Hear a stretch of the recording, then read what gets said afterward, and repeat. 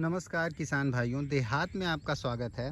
और आज हम बात करने वाले हैं, बहुत से हमारे किसान भाई परेशान रहते हैं। जैसे आपने धान की फसल लगा दी, अच्छी बात है, आपने खाद बीज दवाई सब समय से दी, फिर भी कभी कभी होता क्या है कि हमारे किसान भाइयों के बीच में ये दिक्कतें आती हैं कि वो सारा सब कुछ अच्छे से दिए रहते हैं, उसके बाद भी उनके धान में कल्ले नहीं आते हैं। कल्ले का फुटाव उस हिसाब से नहीं होता है जिस हिसाब से हमें चाहिए, जिस हिसाब से हमारे किसान भाई चाहते हैं।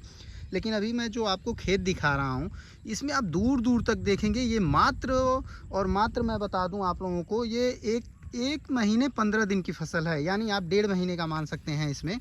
और इसमें भर भर के कल्ले हैं किसान भाइयों। मैं आपको बता दूं कि अभी मैं आपको गिन के भी दिखाऊंगा इसमें कितने कल्ले हैं, लेकिन हम चूंकि मुद्दे से नहीं भटकेंगे, हमें बात करना है कि जो हमारे किसान भाई हैं वो सब कुछ डालते हैं, दवा खाद बीज टाइम से, रुपाई भी टाइम से, पानी भी टाइम से। क्या गलती करते हैं कि उनके खेत में कल्ले उतने बेहतरीन नहीं आते, जबकि उसी बगल में हमारे और किसान भाई हैं जिनके कल्ले इतने बेहतरीन हैं। जैसे अभी आपको बगल का खेत दिखाऊं मैं, ये देखिए, ये भी एक किसान भाई हैं। ये भी फसल लगभग केवल 15 दिन इससे छोटी है। 15 दिन इनके 1 महीने हो गए रुपाई के, लेकिन उस हिसाब से कल्ले नहीं है। ठीक देखिए, सेम बगल में ही खेत है, मैं दोनों की मेड़ दिखा दे रहा हूँ आपको। और ये मात्र 15 दिन एक्स्ट्रा की है और इसमें पूरे कल्ले भर चुके हैं। और अगर मैं कल्लों की बात करूं तो कल्ले लगभग, जो धान की फसल होती है वो 60 दिन तक, किसान मित्रों 60 दिन तक वो कल्ले भरपूर लेती है।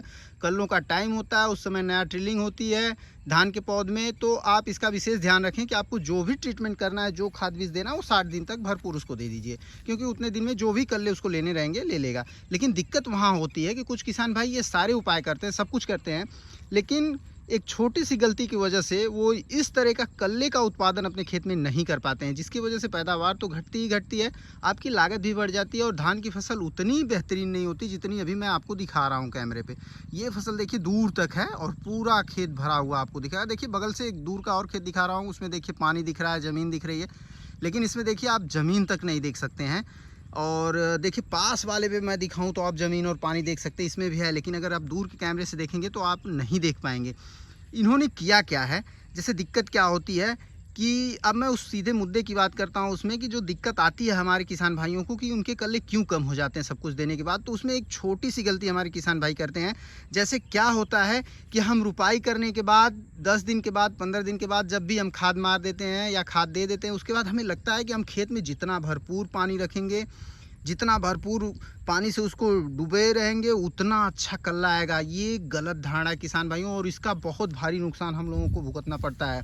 इसमें होता क्या है कि पौधे के जड़ जो हैं उनको भी ऑक्सीजन चाहिए। ये जो धान के पौध के जड़ आप देख रहे हैं, इनको भी ऑक्सीजन चाहिए। अगर आप इसमें पानी की मात्रा अत्यधिक रखेंगे और बराबर इसको पानी से फुल रखेंगे तो ये कल्लों की संख्या घटाएगी किसान भाइयों। आप चाहे कितना ही उपाय कर लीजिए, जो खाद डालना है डाल लीजिए, ये मेरा आजमाया हुआ और किया हुआ उपाय है कि इसमें आप कल्ले उस तरह से बेहतरीन ढंग से नहीं पाएंगे। कल्ले आएंगे लेकिन वैसे कल्ले नहीं आएंगे जैसे आने चाहिए। तो मैं आपको बता दूं कि होता क्या है कि आपको पानी कितना आप रख सकते हैं, आप लगातार पानी का प्रबंधन कर सकते हैं, कोई दिक्कत नहीं है। लेकिन आपको करना क्या है कि आपको मात्र, यहाँ मैं अगर आपको दिखाऊं तो आप देखेंगे किसान भाई, ये देखिए एक उंगली, देखिए अगर आप ध्यान से देख पा रहे हो तो ये देखिए एक उंगली जितना ये पानी रखे हैं, मात्र इतना पानी है इनके पौध में, और ये बिल्कुल परफेक्ट है।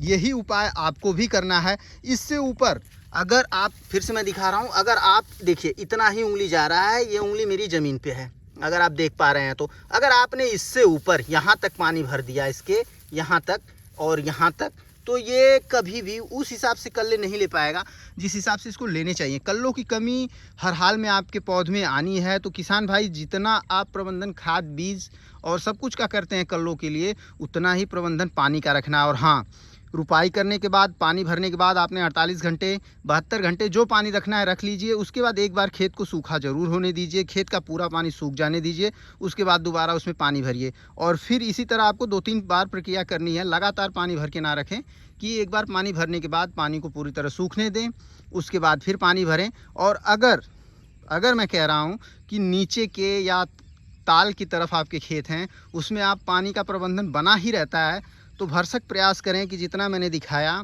आप उतना ही पानी उसमें रहने दें, उससे ज़्यादा पानी ना होने दें, वरना कल्लों की संख्या में दिक्कत आ सकती है। और अगर आप पानी का प्रबंधन लगातार करना चाहते हैं तो आप, मैंने जितना दिखाया 1 उंगली इतना आप उसमें पानी हमेशा रख सकते हैं। उससे आपके कल्ले और बेहतरीन आएंगे। और आप अगर खेत को सूखा करके फिर पानी दे रहे हैं तब भी आपके कल्ले बेहतरीन आएंगे। लेकिन अगर आपने 1 उंगली से ज़्यादा और जो है उससे ऊपर पानी रखते हैं, लगातार खेत में पानी बना रहता है, तो जो धान के पौध की जड़ हैं वो ऑक्सीजन की कमी हो जाती है उनके अंदर, और वो उतने अच्छे ट्रिलिंग या कल्ले नहीं ले पाते हैं जितने अच्छे उन्हें करने चाहिए।